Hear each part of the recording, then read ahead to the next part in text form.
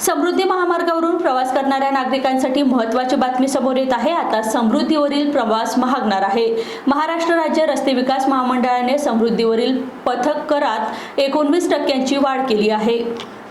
1 एप्रिलपासून ही टोल दरवाढ लागू केली जाणार आहे। त्यामुळे आता वाहन चालकांच्या खिशाला कात्री लागणार आहे। समृद्धी महामार्ग सुरू झाल्यानंतर मुंबई ते नागपूरपर्यंत प्रवास करण्यासाठी कार चालकांना 1445 रुपये तर नागपूर ते इगतपुरी प्रवासासाठी 1290 रुपये टोल द्यावा लागत आहे। नागपूर ते मुंबई या 701 किमी अंतरापैकी नागपूर ते इगतपुरी हा 625 किमीचा मार्ग सुरू झाला आहे। तर येत्या महिन्याभरात इगतपुरी ते आमने हा उर्वरित 47 किमीचा मार्गही सेवेत दाखल होणार आहे। मात्र हा संपूर्ण महामार्ग खुला होण्यापूर्वीच MSRDCने त्याच्या टोलमध्ये मोठी वाढ केल्याने सर्वसामान्य नागरिकांनी नाराजी व्यक्त केली आहे।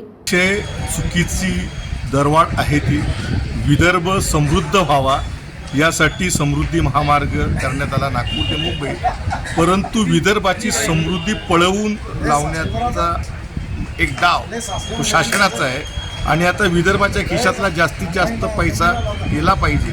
तसं पाहिलं तर या समृद्धी महामार्गासाठी विदर्भातली सुपीक जमीन जी गेलेली आहे, संपूर्ण विदर्भात राहणाऱ्या लोकांना समृद्धी महामार्गावरून टोल माफी केली पाहिजे, परंतु ती टोल माफी न करता जास्तीत जास्त टोल आकारून वैदर्भीय जनतेच्या या खिशातून जास्तीत जास्त पैसा काढण्याचा लुटीचा हा एक प्रकारचा शासनाचा डाव आहे। समृद्धी महामार्ग अजून लोकांना पचनी पडलेला नाही आणि अशा अवस्थेत एखादी गोष्ट फेमस व्हायच्या आधीच त्याची किमती वाढवून द्यायच्या हे काही तर्कसंगत नाही आणि शासनाला पण परवडणारं नाही आहे। समृद्धी महामार्ग आधी लोकप्रिय बनवला पाहिजे, त्यात कमीत कमी शुल्क ठेवून तो महामार्ग कसा चांगला होईल, लोकप्रिय होईल, बिना अपघाताचा प्रवास त्याच्यावर कसा होईल याच्याकडे लक्ष दिलं गेलं पाहिजे।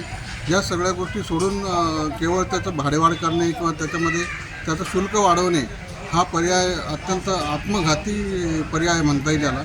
आधीच समृद्धी महामार्गावर जे अपघात होतात, ज्या पद्धतीनं मोठमोठ्या लोकांच्या मृत्यू होतात आणि वाहनांचे पण नुकसान होते, तर ते पाहता सर्वसामान्य माणूस समृद्धी महामार्गापासून दूर जातो आहे आणि अशा वेळेस त्याचं जर पुन्हा तुम्ही शुल्क वाढवत असाल तर आणखी त्याचं शुल्क वाढल्यामुळे लोक त्याच्याकडे पाठ फिरवल्याशिवाय राहणार नाहीत।